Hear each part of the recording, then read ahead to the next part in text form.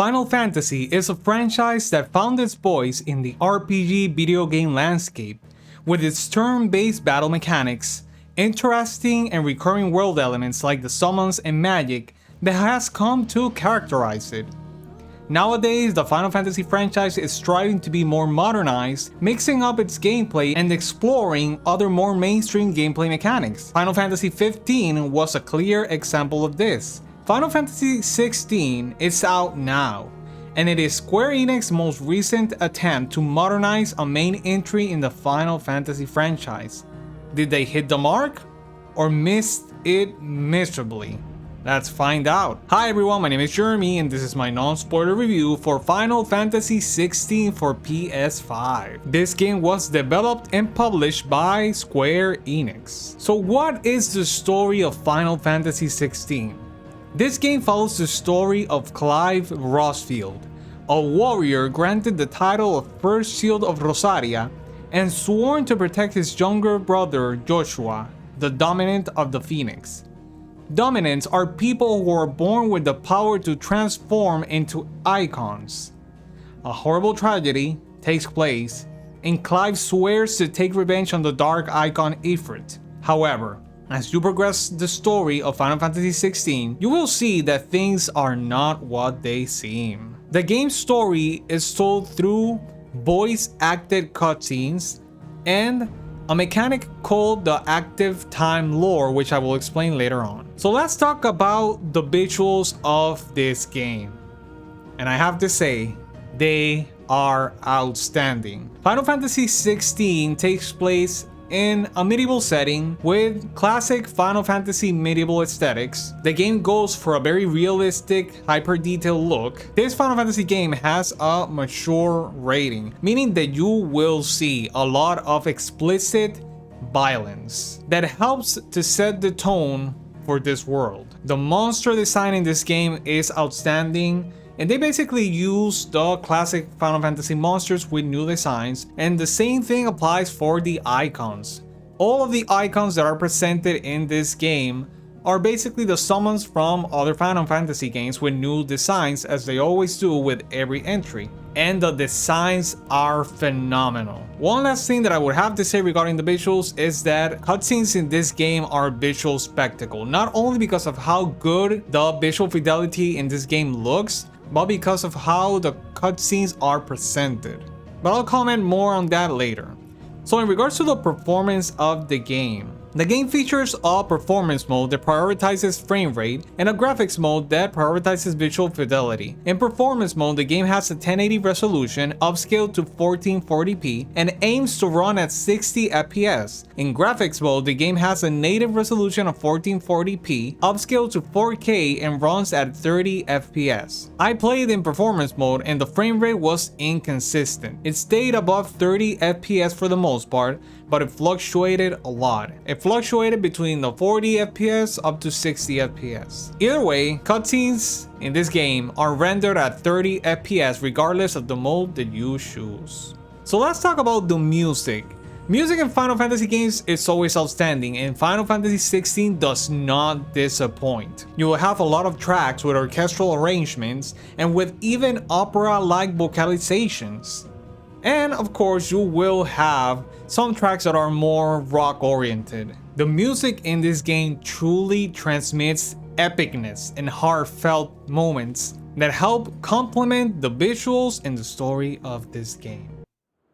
It was Moss the Chronicler who said that the land of Valisthea is blessed in the light of the Mothercrystals, and that it was this light which finally led our forebears out of the darkness. Yet, what they saw in the light gave rise to temptation. Temptation that ever lures us back into the crystal shadow. And thus did our journey begin.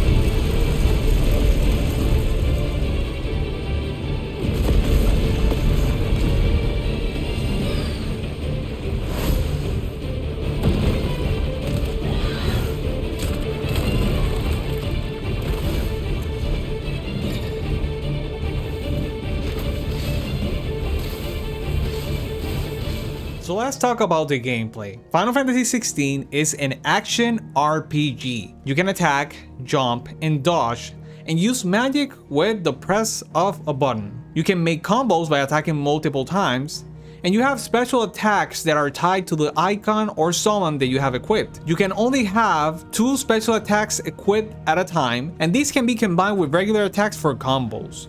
You start out with 1 icon, and as the game progresses you unlock more, but can only have 3 equipped at a time, with 2 special attacks each, and you can cycle through them with a press of a button. The game features an ability tree where you can spend the ability points that you earn by winning battles and completing some side quests. You unlock more abilities as you progress through the story. Each ability can be leveled up and mastered, and most abilities in the tree are attacks. The game has a perfect dodge mechanic where if you dodge at the right time, you get rewarded with a slowdown, and the attack hurts the will gauge of the enemy harder. Some enemies, usually mini bosses and bosses, have a will gauge, which is a yellow bar underneath their HP. If you lower that bar all the way, you open up the enemy for a short time to attacks, meaning that for a period of time your attacks will hit harder and the enemy won't be able to do anything until they recuperate. During battle you can use items. You have 3 item slots, and they are used instantly when you press the button. There's no animation tied to them, meaning that you don't have to wait for an opening to use them. You have different party members as you progress through the story, but one party member that is very consistent is your faithful hound Torgal, whom you can give commands to in the battle menu. The game features item shops and blacksmiths where you can buy items and craft and upgrade weapons and gear. Your character can wear his weapon, 1 armor piece, and 3 accessories. It's important to note that even though you have party members in the game, your party members cannot be customized at any time. You can only customize and control the main character. Another gameplay mechanic that is very important in this game is the icon fights. All I have to say regarding this is that they are very large scale fights where you control 1 icon fighting against another.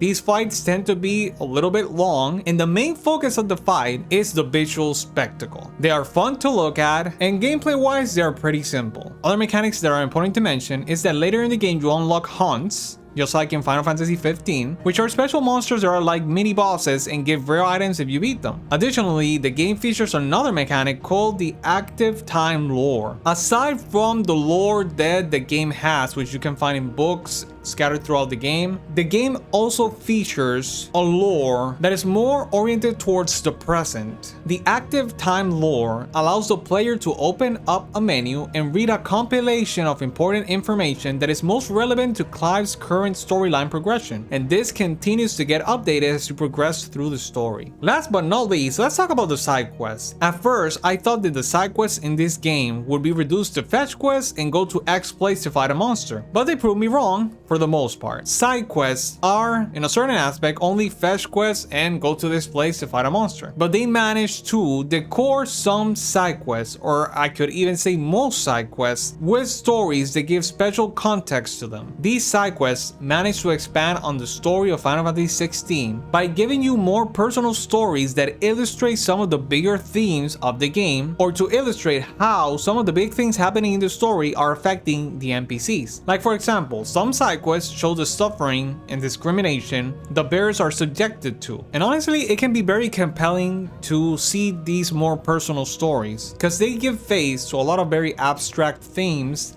that the game is working on. This made completing side quests interesting for the most part. So let's talk about the cons and the pros of this game. I'm gonna start off with the pros, and I'm gonna start with the story. I gotta say, the story and characters of this game are very engaging. The voice acting is phenomenal.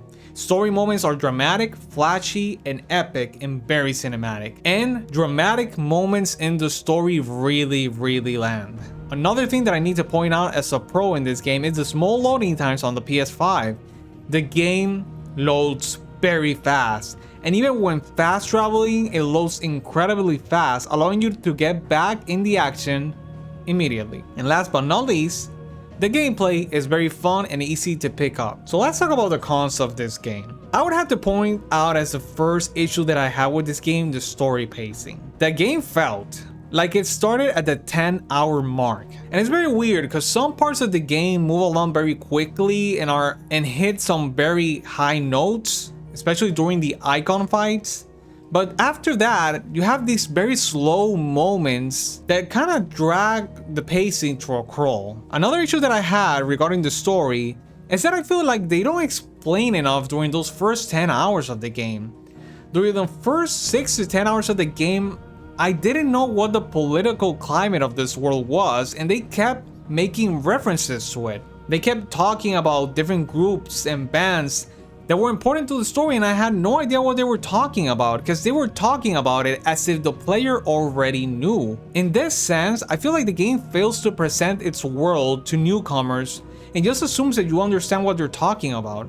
And that applies particularly to the first 10 hours of the game, because after the 10-hour mark, they start explaining everything that is important for the player, like the political climate of the world, and they start doing more story exposition. I am aware that because they have the active time lore mechanic, you're supposed to read and get the context of the world through reading the active time lore. But honestly, I find that to be very lazy. Active time lore should be a complement to the main story, should not require the player to read it just to get the basic context of what is happening and who is who. The second critique that I have, and this is the last one, is that despite the battle system being fun and easy to pick up, I found it to be very shallow. The action elements in this game are good, but I feel like they are still a half step. I felt like the game was aiming for a combo style gameplay like Devil May Cry, because some of the Devil May Cry developers worked on this game if I'm not mistaken, and I feel like it doesn't hit the mark.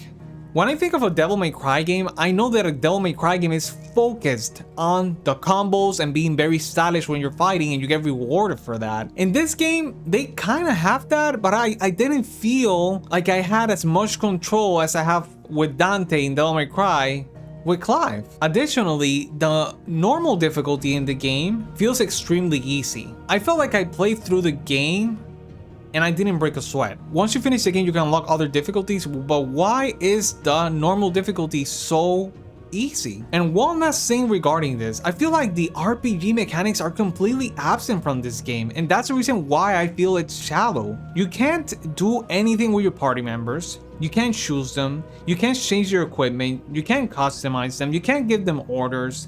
There are no elemental weaknesses to the enemies, which is very weird because this is a Final Fantasy game. Magic is basically non-existent because you can use fire with the main character, and depending on the icon that the other party members have, they can use magic accordingly. Like for example, Jill can use Blizzard because she's the Shiva dominant, but it doesn't play a big role mechanically like in other Final Fantasy games. So in that sense, I feel like this game is lacking severely in the RPG elements that give depth to the battle system. The action aspects of the battle system are fine, but to me they were not satisfying enough. I needed more RPG mechanics. So in conclusion, Final Fantasy continues its quest to find ways to modernize the franchise to be more attractive to mainstream audiences.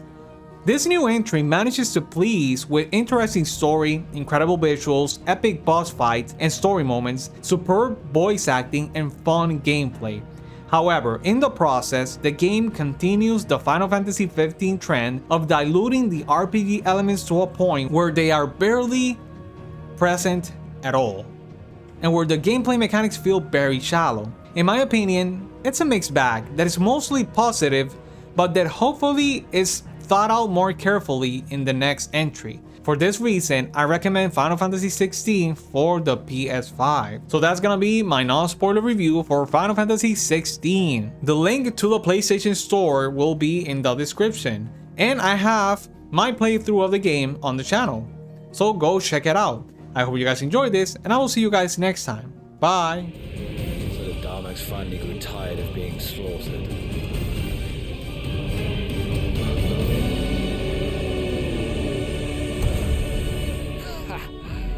Look who's here to greet the bastard. Come on.